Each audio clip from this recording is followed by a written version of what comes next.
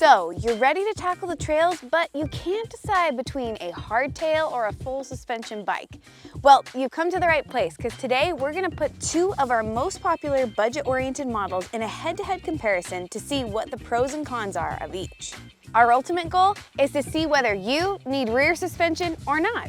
So whether you're craving smooth descents or efficient climbs, let's get the lowdown on which bike might be your perfect match. But before we dive into that, let's talk a little bit more about what we mean when we say full suspension versus hardtail. A full suspension bike, like the Polygon Siskiyou D6 SE, has a front fork and a rear shock. On the other hand, a hardtail bike, like the Superior XP 939, features only a front fork and no suspension in the back. Let's kick things off with some pros of why you might want a full suspension bike. The Polygon Siskiyou D6 SE is a prime example of why many riders prefer full suspension. First and foremost, the extra suspension provides a much smoother ride over rough and rocky terrain. This makes it easier to maintain control and reduces rider fatigue on long, technical descents. It allows for more room for error, making them great for riders looking to progress their skills to the next level. Another significant advantage is improved traction. With both wheels able to maintain contact with the ground more effectively, you get better grip on loose or uneven surfaces. This can make a big difference when climbing or descending steep trails. Full suspension bikes, however, do have some drawbacks. The added complexity of the suspension setup means more maintenance as well as an increase in overall weight. The Polygon Siskiyou D6 SE, for example, has well-designed suspension, but even the best suspension will require some upkeep to keep everything running smoothly. And that's something you wouldn't have to worry about as much with a hardtail. All of the extra components and hardware mean that full suspension bikes are usually about 3 pounds heavier than a comparable hardtail. This extra weight can require more effort to accelerate. Lastly, full suspension bikes often come with a higher price tag due to the extra components and technology involved. This can be a deciding factor for those on a budget or looking for the best value for their money. Now, let's talk about hardtail bikes. The Superior XP 939 showcases some of the key advantages of hardtails. First, they are generally lighter than full suspension bikes. This makes them more efficient on climbs and quicker to accelerate. Another factor that contributes to the decreased weight is that the money saved on rear suspension can be used to spec higher-end parts than a comparably priced full suspension bike. The XP 939 is a prime example of this and comes with components like a Shimano XT drivetrain, tubeless-ready wheels and tires, and an air-sprung RockShox fork. Hardtails also have a simpler design, which means less maintenance and fewer potential mechanical issues.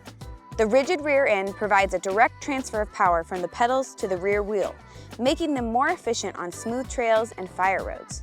But hardtails have their cons too.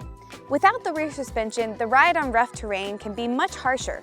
This can lead to more fatigue and a higher risk of losing control on technical descents or jumps.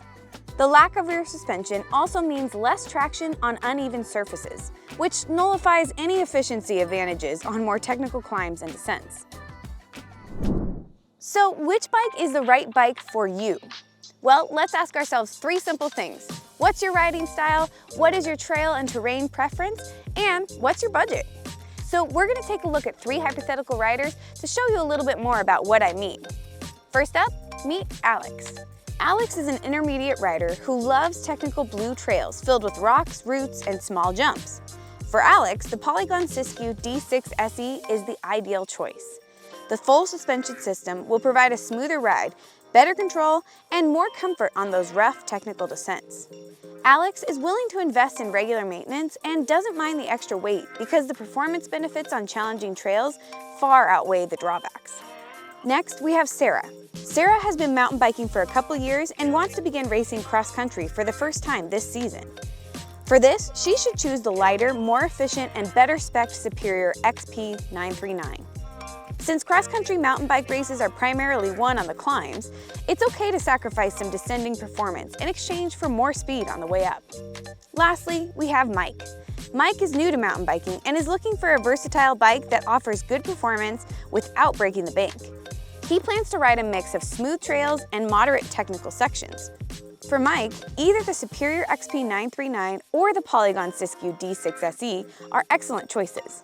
They're both equally affordable and are excellent bikes to start out on. He'll of course have a different experience on each bike, and after spending some time discovering his preferred riding style, he can fine-tune his next bike to meet his needs. In the end, both hardtails and full suspension bikes have their pros and cons, and it really comes down to you as the rider to make the choice ultimately. Now, I want to hear from you down below in the comments of which style you prefer. Are you a hardtail rider, or do you prefer crushing it on the full suspension bike? While you're down there, like and subscribe to BikesOnline channel where I'll be hanging out. And after you've done that, grab your hardtail or your full suspension bike, get out there and get ripping.